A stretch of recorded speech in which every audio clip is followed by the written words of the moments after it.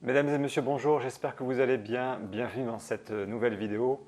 Aujourd'hui, je vous propose une interview de Thierry Tournebize, l'inventeur de la maïeusthésie, dont j'ai déjà parlé sur cette chaîne. Donc c'est une interview que j'ai réalisée, que j'ai montée en deux parties, chacune d'une demi-heure. Voilà, je vous souhaite un bon visionnage et puis je vous dis à très bientôt peut-être dans la deuxième partie.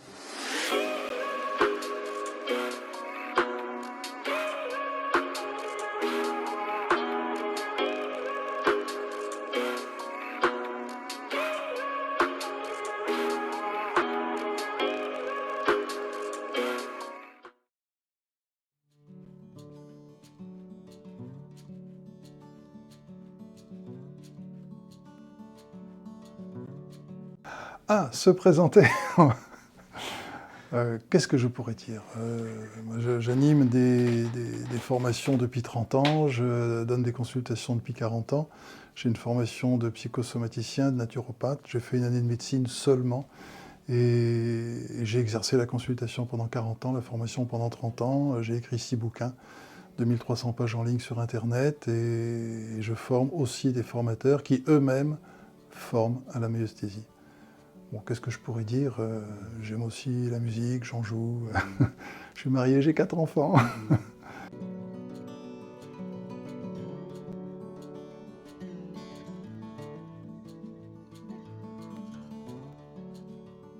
Alors le mot maïeusthésie, d'abord, pour quelle raison l'approche que je mets en œuvre a un nom? J'ai toujours trouvé présomptueux qu'on mette un nom sur une approche qui fait que ça ne m'avait jamais effleuré l'esprit. Sauf que, comme je faisais quelque chose d'un peu spécifique, où j'ai simplement avancé grâce à l'expérience clinique, des personnes parlaient de méthode Tournebize. Et je voulais surtout pas qu'on parle de méthode, et encore moins de méthode Tournebize. Pour éviter ça, pour éviter cette école, je dis il faut la baptiser. Et j'ai choisi un nom pour la baptiser. En maïeusthésie, je me suis inspiré du grec maïotika, qui est l'art d'accoucher, et sténesté, racine indo-européenne, qui signifie être sensible à la beauté, à la grâce. Un esthète, c'est quelqu'un qui est sensible à la beauté. Et la synesthésie, c'est plusieurs sensibilités qui vont être croisées. Et puis l'anesthésie, c'est la privation de sensibilité. Donc on va être sensible, c'est la sensibilité au fait que les individus sont en gestation d'eux-mêmes. Et les processus qu'on voit apparaître chez eux, c'est une sorte d'émergence et de venue au monde d'eux-mêmes. Donc voilà, j'ai choisi le mot maïeusthésie parce que je voulais aussi qu'il y ait un nom qui soit chargé d'un sens par ses origines, par sa racine, et pas simplement un nom qui soit un nom, un acronyme ou je ne sais quoi. Ça me semblait juste que la démarche elle-même soit contenue dans le nom.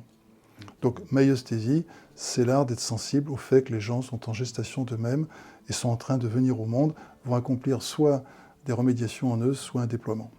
Voilà, il fallait que le mot véhicule le sens, quand bien même tout le monde ne le connaît pas en l'entendant, mais il fallait qu'implicitement le sens soit dans le mot. J'étais assez sensible à l'étymologie pour le construire de cette façon-là. J'imaginais pas mettre un joli nom, mais qui n'aurait rien signifié.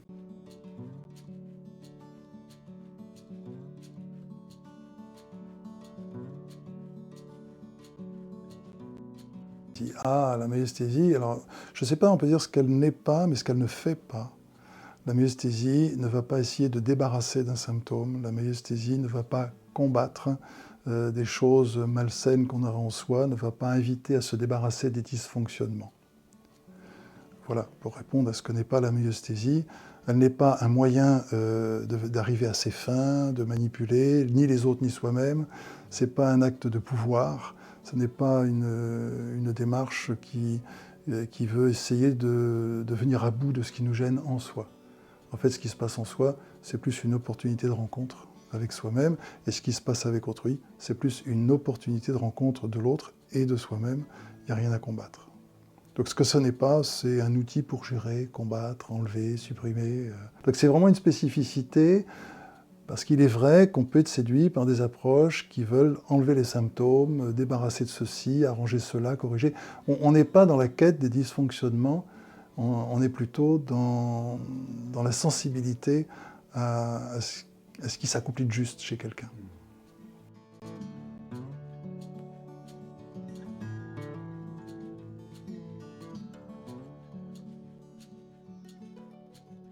comme le nom l'indique, la myosthésie, c'est l'art d'être sensible au fait qu'un individu est en gestation de lui-même, et par ce qui se passe dans sa vie, par les processus qui s'accomplissent dans son existence, eh bien, c'est des opportunités de venue au monde pour lui.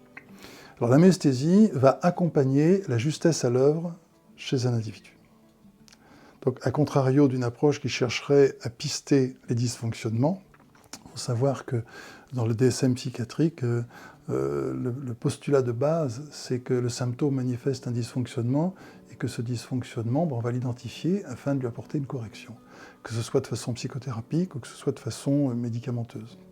Ce qui parfois, dans certains cas, peut être juste, et les dysfonctionnements sont des choses qui existent, mais la plupart du temps, les troubles psychiques sont plutôt des mécanismes pertinents à l'œuvre qui vont se dérouler chez quelqu'un, et la myosthésie va l'accompagner et non pas le combattre.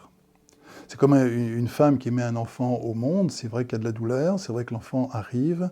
L'idée, c'est peut-être de supprimer la douleur, mais pas d'empêcher l'enfant de venir au monde. Et ben là, on va accompagner cette émergence, tout en faisant en sorte que ça se fasse avec la plus grande délicatesse possible.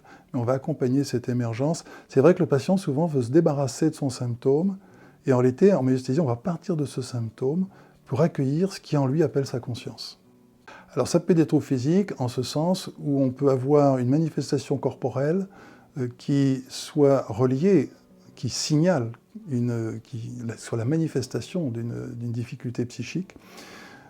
Il y a même un petit bonus en myosthésie, c'est que le corps est considéré aussi comme un être de soi à part entière, et cet être de soi qu'est le corps peut avoir un éprouvé qui lui est propre. Alors curieusement, la psyché peut avoir des peines, mais le corps peut avoir des peines qui ne sont pas celles de la psyché.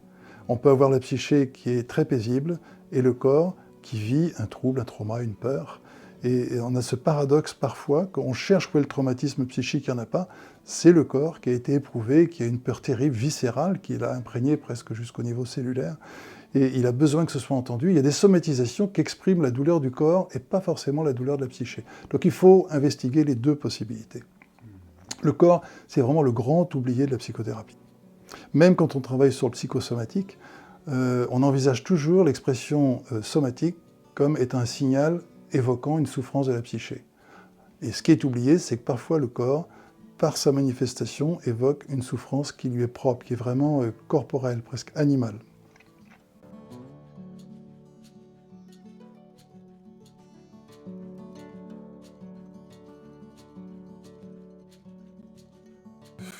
Un événement particulier, dont c'est quelque chose qui m'a toujours intéressé implicitement, mais difficile de dire depuis quand. Les événements plutôt qui m'ont amené vers l'état d'esprit de la myosthésie, et je le dis souvent pour simplifier, quand j'étais gamin, j'ai fait de l'aïkido. L'aïkido est très intéressant parce que j'étais jusqu'à ceinture blanche, donc c'est pour dire que je ne me vante pas non plus d'avoir fait de l'aïkido. Mais ce que j'en ai perçu, c'est qu'on accompagne ce qui se passe au lieu de combattre quoi que ce soit, donc ça m'a énormément interpellé. Et puis, j'ai découvert la naturopathie qui est aussi l'accompagnement du corps dans ce qu'il manifeste et non pas le combat d'un symptôme. À ne pas confondre avec la naturothérapie, qui est combattre un symptôme avec une méthode naturelle. La naturopathie, c'est accompagner l'organisme dans ce qui manifeste à travers ce symptôme. Et ces deux choses m'ont laissé une base culturelle qui a été importante. Maintenant, j'ai partagé avec ma compagne, ça fait 47 ans qu'on est ensemble, et ça fait 47 ans qu'on partage toutes nos recherches, nos découvertes, notre curiosité. Et on a toujours été curieux de ce qui se passe au niveau du ressenti des êtres. À commencer par les nôtres. Quand on était tout jeune, on s'intéressait déjà à ça. On n'avait pas beaucoup d'éléments. On était déjà curieux de ça.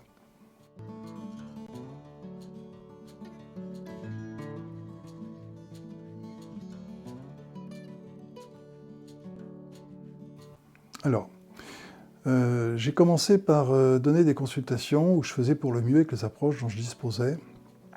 Et sur le plan clinique, petit à petit, alors aussi bien dans mon approche clinique avec mes patients que dans les recherches personnelles, que dans les partages avec ma compagne, on s'est accompagnés l'un l'autre sur le plan psychologique aussi. Normalement, c'est vrai qu'on n'est pas censé accompagner des proches, mais c'est quelque chose dont on a vu qu'on pouvait le faire. Alors après coup, j'ai découvert qu'on pouvait le faire en myosthésie parce qu'on ne s'occupe pas spécialement du transfert et on prend quand même en compte les dimensions systémiques qu'il y a entre deux personnes qui ont un lien entre elles. une fois qu'on a ça, on peut très bien avancer et s'accompagner l'un l'autre en myosthésie. Donc on a beaucoup fait ça, on a beaucoup cherché. Et puis, c'est simplement en 88 que j'ai décidé de lancer de la formation. Donc j'ai installé un cabinet de formation. J'ai commencé par faire beaucoup de formations au niveau du personnel soignant, surtout. Personnel soignant, éducatif. Je travaillais dans les administrations aussi, même au ministère de l'Intérieur, j'animais des stages qui consistaient, alors pour l'administration, c'était surtout l'accueil, la gestion des conflits, tout ce genre de difficultés qu'on rencontrait. Et puis pour le personnel soignant, c'était aussi l'accueil des patients difficiles, la gestion des situations conflictuelles, mais c'est surtout le partenariat soignant-soigné, d'humaniser la fin de vie. La bientraitance, c'est des sujets que j'ai énormément animés, dont énormément de services, de pas mal d'hôpitaux, surtout sur l'Aquitaine, aussi dans d'autres régions de France. J'ai eu beaucoup de plaisir à travailler avec le monde soignant, qui est un monde extraordinaire. Et puis, je ne sais plus il y a combien de temps, 15 ou 18 ans, peut-être 20 ans, je ne sais plus, j'ai animé des stages pour des particuliers. Et petit à petit sont venus de plus en plus des professionnels du soin psychique, à qui j'ai expliqué comment faire un accompagnement au point que c'est devenu, maintenant c'est que des praticiens qui viennent à ces stages. Ça fait donc un certain nombre d'années que ça existe, je n'ai plus en tête le nombre d'années depuis lequel ça existe. Et ces personnes qui accompagnent trouvent... Alors c'est une formation qui n'est pas très longue, elle ne dure que 20 jours, mais elle se fait sur 2 ans, parce qu'il faut un temps entre les modules. Et avec 4 sessions, certains en refont une 5e, on a quelque chose de signifiant pour faire un accompagnement avec une sécurité suffisante. C'est quelque chose dont on pourrait reparler justement. Qu'est-ce qui donne la sécurité que le praticien fait un travail correct, sachant que j'ai écrit un document sur ce thème sur Internet, Primum non nocere, d'abord ne pas nuire, qui s'applique autant aux praticiens en psy qu'aux médecins. Le moins qu'on puisse faire, c'est n'amener aucune nuisance. Et le mieux qu'on puisse faire, et normalement c'est ce qu'on attend, c'est que la personne soit mieux quand elle repart. Mais d'abord ne pas nuire, c'est quelque chose d'essentiel. Il y a quelques éléments fondamentaux en myosthésie qui font qu'on ne va pas nuire, quelles que soient les situations. Alors est-ce que le danger zéro existe? Il n'existe nulle part, bien sûr, les situations sont tellement complexes, mais on a une garantie vraiment très sérieuse avec la myosthésie, de non-nuisance et une possibilité d'amélioration très signifiante. Et les certifications, je ne sais pas combien, 15 ans peut-être, ça fait une quinzaine d'années que c'est apparu comme une nécessité. C'est-à-dire que j'ai commencé par faire une formation en niveau 1 qui intéressait les gens, qui m'ont dit il faut une suite, j'ai fait un niveau 2, qui m'ont dit il faut une suite, j'ai fait un niveau 3. Et puis finalement la certification est apparue comme une nécessité parce que des gens mettaient praticiens certifiés sur leur carte alors que ce n'était pas correct. Donc il fallait faire une certification avec un annuaire pour que les patients qui consultent fassent la différence entre ceux qui sont vraiment certifiés et ceux qui ne le sont pas. Et puis un niveau 4 est apparu comme une nécessité avant la certification. Et il y a aussi des sessions de supervision qui permettent d'accompagner les praticiens qui sont certifiés. Et avec cet ensemble, on arrive à quelque chose d'assez signifiant sur la compétence des personnes qui accompagnent. Ça fait un programme qui est structuré, mais qui s'est structuré au fur et à mesure de la demande des stagiaires. Et c'est pas quelque chose que j'ai décidé au départ. Même le premier stage, communication thérapeutique et assertivité, myosthésie, je l'ai fait simplement parce qu'une personne patiente m'a dit « ça aurait été bien qu'on puisse bénéficier de ce que vous enseignez aux soignants ».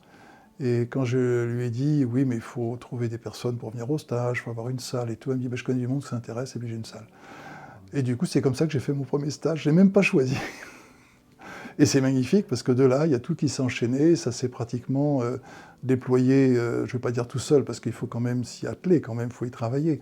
Mais les choses se sont déployées naturellement à tel point que même cette année, au mois de juin, on va avoir un colloque qui va permettre à une 50aine de praticiens de réfléchir entre eux sur la façon d'assurer le meilleur équilibre de cette approche. Le meilleur équilibre dans la formation, dans la pérennisation, dans la qualité, dans la sécurité, etc. Alors pourquoi je fais de la formation? C'est arrivé assez tard, mais il faut savoir, quand je faisais mes cours de naturopathie, j'avais qu'1 an de cours et j'avais déjà choisi, j'étais jeune à l'époque, je devais avoir 28 ans, j'ai choisi de faire, même pas ça, je ne sais même plus quel âge j'avais, j'étais plus jeune que ça, j'avais 23 ans, 24 ans. J'ai décidé de faire des conférences de naturopathie en maison de jeunes, quoi. La salle est gratuite, il y a des gens qui ont envie d'entendre, et c'est organisé. Je ne savais pas grand-chose, mais j'avais déjà envie de le partager. Donc il y a une sorte de dynamique qui était un peu comme ça. C'est quelque chose qui qui me plaisait bien. Dans les cours, je trouvais qu'on n'avait pas assez d'anatomie et de physiologie, et ben hop, on va organiser, avec une autre personne du cours, on a organisé un cours d'anatomie et de physiologie pour les collègues de la promotion. Parce qu'on dit, si on l'enseigne, on va l'apprendre comme ça.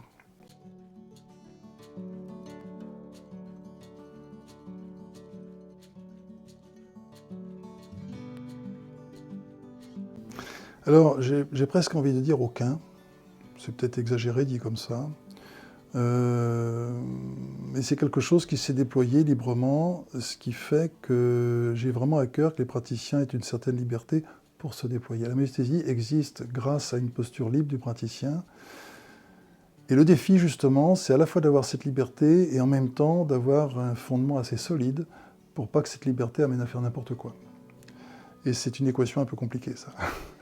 Alors les fondements de la myosthésie, j'ai envie de dire, c'est tout ce parcours intérieur dans mon couple, évidemment dans ma pratique d'accompagnement des patients. Comme Winnicott l'a dit, merci à tous ces patients qui ont payé pour m'instruire. Il l'a mis sans dédicace dans son livre « Jeux et réalité » en introduction. Et je trouve ça très joli parce que je pourrais dire la même chose. Merci à tous ces patients qui ont payé pour m'instruire. Et j'ai même envie de dire merci à tous ces stagiaires aussi qui ont payé pour m'instruire. Parce qu'en enseignant, on apprend beaucoup. Et ça s'est construit comme ça. Et c'est seulement assez tardivement que j'ai choisi d'aller rechercher un peu ce qu'ont dit différents auteurs. C'est comme ça que je suis tombé presque en amour et très proche de quelqu'un comme Abraham Maslow, qu'on connaît pour sa fameuse pyramide dont il n'a jamais parlé, donc qu'on se dise bien que Maslow n'a jamais parlé de pyramide, mais il a dit des choses absolument exceptionnelles, à savoir qu'une pathologie, c'est pas un dysfonctionnement, un mauvais truc qu'on a en soi, c'est juste un manque d'humanité, et que ce manque d'humanité, c'est un manque de qui l'on a à être. C'est carentiel sur le plan existentiel. Et ça, c'est quelque chose d'assez exceptionnel. Maslow a dit énormément de choses exceptionnelles qu'on ne connaît pas, malheureusement. J'aime bien Rogers qui explique que plus c'est profond, plus c'est intime, plus c'est commun à tout le monde. Et qui a une approche humaniste exceptionnelle. Je suis intéressé par quelqu'un comme Stanislav Grof, qui nous a amené le transpersonnel, qui va au-delà de la biographie. Bien sûr, tout ce qui parle du transgénérationnel m'intéresse aussi énormément beaucoup et j'accompagne aussi dans ces endroits-là. Il y a un certain nombre d'auteurs qui m'ont vraiment intéressé. Là, dernièrement, je suis tombé sur Ervin Laszlo, qui est aussi extrêmement intéressant. Bon, c'est plus un philosophe des sciences et un scientifique qu'un thérapeute, mais il évoque des choses qui sont extrêmement porteuses pour des thérapeutes qui ont envie de le découvrir. Et puis après, il y a des gens comme Boris Cyrulnik, enfin, il y a des personnes... Karl Jaspers aussi, qui estime que quand un patient est malade, il y a toujours une justesse en lui quand même. Enfin, Jung, avec la dimension du soi, le soi étant vraiment l'existentiel, l'être, a amené quelque chose que nous n'avions pas en psychologie avant lui. Il est décrié par rapport à un certain nombre de choses, mais il est assez exceptionnel par rapport à ça. Enfin, il y a un certain nombre d'auteurs, je pense à Friedrich Nietzsche, Friedrich Nietzsche, non, c'est... bon sang, il ne me revient pas.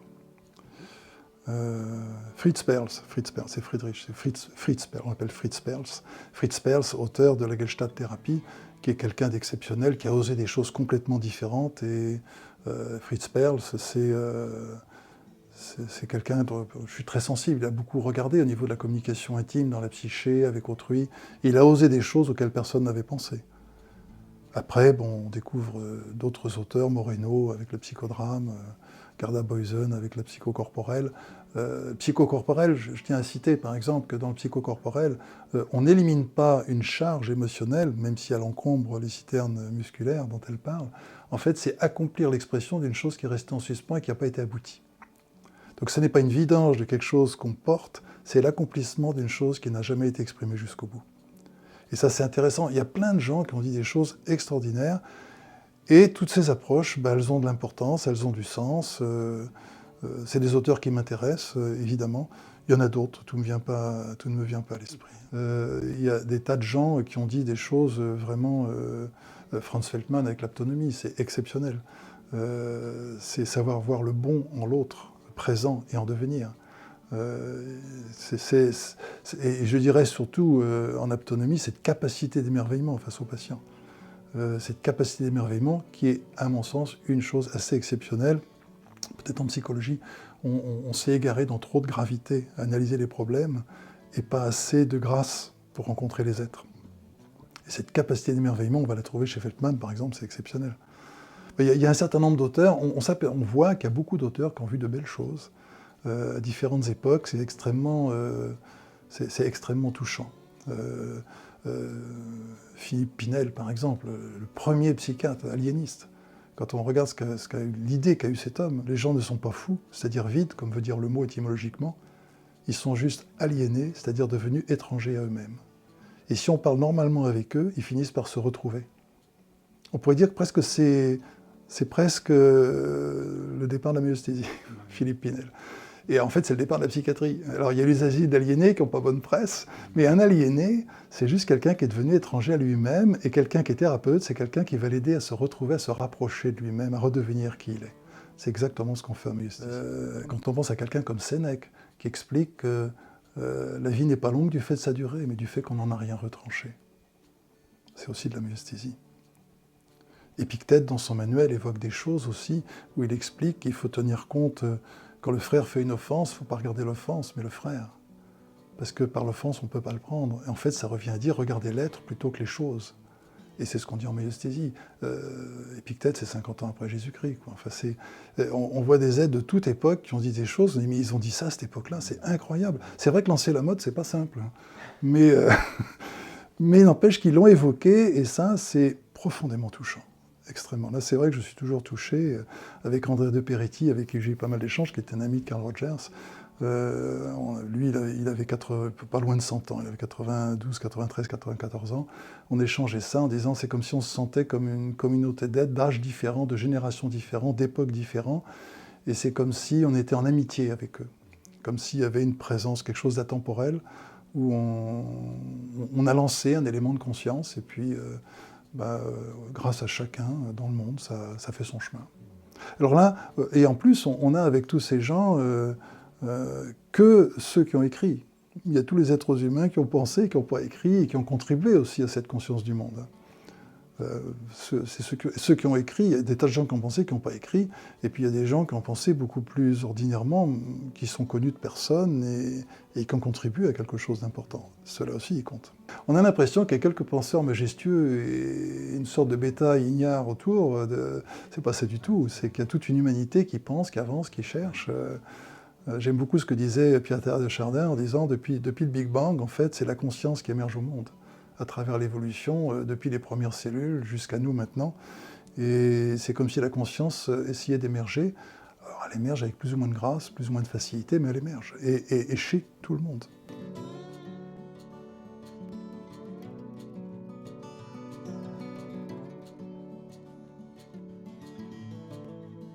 Moi, j'étais plutôt sur le fait d'organiser les pensées pour les rendre claires, alors qu'elle était plutôt sur la sensibilité. Et c'est vrai que si on est juste en train de penser, on a un souci très rapidement, parce que l'intellect, il nous fait faire des petits châteaux intéressants, mais s'il n'y a pas d'âme dedans, ça va manquer. Alors, je ne veux pas dire que j'avais pas d'âme quand je pensais à tout ça, mais disons que j'avais une composante intellectuelle un peu trop forte, et puis quand je dis elle est sensible, ça veut dire pas dire qu'elle n'avait pas d'intellect, bien sûr, mais la composante sensible était plus forte, et ça, c'était une grande contribution dans nos échanges, que le côté sensible soit toujours mis en exergue. Et ça a énormément compté dans la myostésie. Et quand on partage tous les jours ces découvertes avec une personne avec qui on vit, c'est plus profond que si on se rencontre de temps en temps pour échanger avec des professionnels. Donc c'est pas juste des réunions de réflexion, c'est tout le temps. C'est tout le temps, et à chaque opportunité, à chaque moment de vie, à chaque ressenti, à chaque état émotionnel, à chaque difficulté. Et donc, ça investissait un chemin de rencontre chez l'un ou chez l'autre, voire chez les deux. Et ça nous a permis d'avancer par ces moments, soit d'autothérapie, soit de thérapie entre nous, soit de réflexion sur le sens que ça pouvait avoir, la pertinence plus que le sens. Le sens, ça peut être intellectuel, la pertinence, c'est plus profond. C'est comme s'il y avait quelque chose en accomplissement dont on écoute le fait que c'est en train d'arriver. Quelquefois, j'aime presque dire qu'on a 4 enfants, on les a fait ensemble, ma femme les a portés, la myosthésie, on l'a fait ensemble, c'est moi qui l'ai porté. Mais c'est nos 5 enfants pratiquement. Mais en même temps, un enfant, ça doit être libre et vivre sa vie après. Donc l'idée, c'est pas que je me mette en tête de la myosthésie, j'en ai pas envie du tout.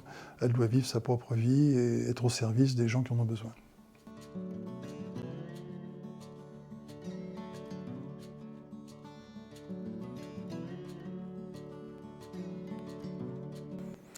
Alors, bien sûr, la myosthésie, c'est une approche humaniste, c'est une approche transpersonnelle. Est-ce qu'elle est plus dans la communication ou dans la thérapie? Alors, est-ce qu'elle est dans la thérapie? Si on considère la thérapie comme guérir une maladie, c'est pas exactement ça. Ce qui m'a réconcilié avec le terme thérapeute, c'est qu'en temps grec, thérapeutes, c'était ceux qui prenaient soin, les esclaves qui prenaient soin du sacré. Donc là, ou des divinités. Donc là, on est quelque chose dans le soin du sacré. On pourrait dire qu'en myosthésie, c'est vrai qu'on a beaucoup de soins sur l'humanité de l'autre, c'est-à-dire le sacré en l'autre. C'est pas religieux, bien sûr, c'est juste le sacré en l'autre. Ce qu'il y a de plus inestimable, on va dire, pour enlever le mot sacré qui peut avoir une connotation un petit peu ambiguë. Et ce déploiement de ce qui est sacré en l'autre, qui se cherche, qui attend de se manifester, est-ce qu'on doit appeler ça thérapie? Pour simplifier, oui. Mais en même temps, le terme psychopraticien est intéressant parce que c'est un praticien de la psyché, c'est pas quelqu'un qui prétend guérir quelque chose qui serait une maladie, d'autant plus que le symptôme, alors c'est là où il y a quelque chose de particulier en myosthésique, le symptôme ne pointe pas un dysfonctionnement, une pathologie à guérir, le symptôme pointe un endroit de la psyché où il y a quelque chose qui appelle la conscience pour avoir une juste place. Que ce soit en termes de remédiation, je reconnais ce que j'ai mis à l'écart à cause d'une zone de souffrance, que ce soit un déploiement, c'est-à-dire mettre au monde ce qui attend d'être là, qui est déjà là potentiellement, mais qui ne s'est pas déployé encore. Donc, est-ce qu'on doit appeler ça thérapie? C'est le volet thérapie, ça. Et le volet communication, ce qui caractérise la myosthésie en communication, c'est qu'en fait, l'interlocuteur compte plus que l'information. Avec ce paradoxe incroyable, c'est que si on veut qu'une information passe bien, il faut avoir davantage, il est souhaitable d'avoir son attention sur le récepteur de l'information, sur l'être qui la reçoit, plus que sur l'information qu'on envoie. C'est-à-dire qu'on est plus attentif aux interlocuteurs, celui qui émet autant que celui qui reçoit, qu'à l'information elle-même. Et c'est parce que les êtres sont priorisés que l'information circule bien. Le paradoxe, c'est qu'il faut la lâcher un peu pour qu'elle circule bien, que si on se cristallise sur l'information pour qu'elle soit bonne et qu'on ne fait pas attention aux êtres, elle passe mal, elle est déformée, elle est interprétée, elle provoque des réactions qui peuvent être inconfortables. Donc le volet communication, ce qui la caractérise, c'est qu'on priorise l'être par rapport à l'information, ce qui m'amène à dire, l'école de Palo Alto avec Václavic expliquait qu'on ne peut pas ne pas communiquer. Ça m'a toujours surpris cette phrase, alors que j'apprécie énormément Václavic, qui est un homme d'une délicatesse extrême et qui a eu beaucoup d'innovation, qui a amené beaucoup d'innovation. Et pourtant, on ne peut pas ne pas communiquer, c'est pas tout à fait juste, parce que pour moi, on peut ne pas communiquer, ça dépend de quoi on parle. Or, quand on dit on ne peut pas ne pas communiquer, ce que Václavic explique, c'est qu'il ne peut pas ne pas y avoir d'information. Quand on se dit rien, l'infraverbal ou le non-verbal va échanger quand même plein de choses. Il ne peut pas ne pas y avoir d'information, donc il y a toujours de l'information qui circule entre les êtres. Ça, c'est juste, et donc en ce sens, il a raison. Par contre, quand cette information circule, on peut y être ouvert ou ne pas y être ouvert. Et c'est là, si on est communicant, on y est ouvert. Être communicant signifie être ouvert. Des pièces communicantes, c'est juste des pièces comme une porte qui s'ouvre entre elles. Est-ce qu'on est communicant? Et si on est relationnel, on n'est pas ouvert, on est attaché. Si on est attaché, il y a de l'affect. Et l'information est déformée. Et ce qui va caractériser la myosthésie en communication, c'est de différencier entre l'être qui est quelqu'un et l'information qui est quelque chose. Et en fait, le quelqu'un est toujours priorisé par rapport au quelque chose. C'est ce qui fait que le quelque chose circule beaucoup mieux. Et du coup, ça m'a réconcilié avec cette phrase. C'est vrai qu'il ne peut pas ne pas y avoir d'information, mais j'ai envie de la traduire un petit peu. C'est pas on ne peut pas ne pas communiquer. Parce que être communicant, c'est être ouvert. Le mot signifie ça. Et être relationnel, c'est être attaché, être relié. C'est deux choses différentes. Et quand on est communicant, on privilégie l'être. Quand on est relationnel, on privilégie l'information. Dans le deuxième cas, il y a de l'affect. C'est ce qu'on dénonce. C'est ce qui fait que les échanges sont compliqués, c'est ce qui fait qu'on ne se comprend pas. Quand les aides sont priorisées, même si on n'est pas d'accord avec les infos, on les fait clarifier, il n'y a pas de souci. Ça se dénoue assez facilement, sauf qu'il y a des soucis psychologiques, puisqu'il y a des fois des choses qui font réagir, parce que dans la psyché, il y a des réactivations, et à ce moment-là, on aborde le côté psychologique. il y a eu des blessures qui font que la chose nouvelle qui ressemble à la chose ancienne provoque des réactions inattendues. Mais si l'être compte plus que la formation, alors quand je dis l'être compte plus que l'information, c'est l'être présent qui est en face de nous, mais c'est aussi tous ceux qu'il a été, qui sont en train de frapper à la porte de sa conscience quand il réagit. Et si, en tant qu'interlocuteur, on est attentif à ça, eh bien, on arrive à de bien meilleures choses. Et quand nous-mêmes nous réagissons, c'est quelque chose appelle notre conscience en nous aussi. Et si on a conscience de ça, on est moins vulnérable aux réactions. Je dis moins vulnérable parce qu'on peut rester humble, il nous arrive de l'être, et ce n'est qu'après coup, parfois, qu'on peut faire ce chemin. On a du mal à le faire en même temps.